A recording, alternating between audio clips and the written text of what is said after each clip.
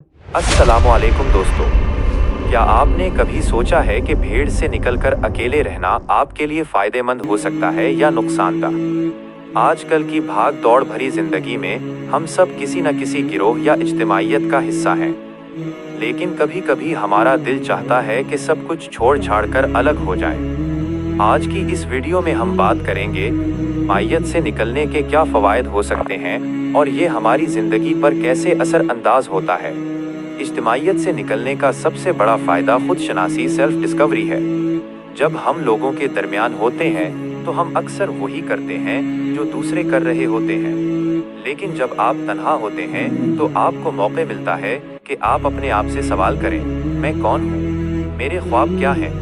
नफ्सियात के मुताबिक तन्हाई इंसान को अपनी सलाहियतों को पहचानने और उन पर काम करने का बेहतरीन वक्त फराहम करती है।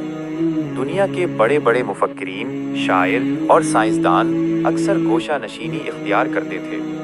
जब आप समाजी दबाव से दूर होते हैं तो आपका दिमाग नई राहें तलाश करता है। इज्तिमाइयत के शोर में अक्सर असल आइडियाज दब जाते हैं। इसके अलावा समाजी ड्रामों और सियासत से दूरी आपको वो जहनी सुकून देती है जो किसी नेमत से कम नहीं।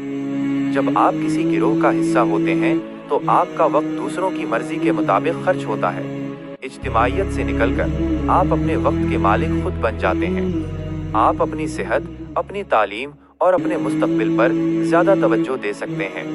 ये सॉल्व टाइम आपको ये सिखाता है कि जिंदगी में क्या अहम है और क्या फजूल। लेकिन याद रखें, इंसान एक समाजी हैवान है। इज्तिमाइयत से निकलने का मकसद दुनिया से कट जाना नहीं, बल्कि कुछ वक्त अपने लिए निकालना है, ताकि जब आप दोबारा लोगों में जाएं तो एक बेहतर और मजबूत इंसान बनकर जाएं। तवाज़ुन ही जिंदगी की असल खूबसूरती है।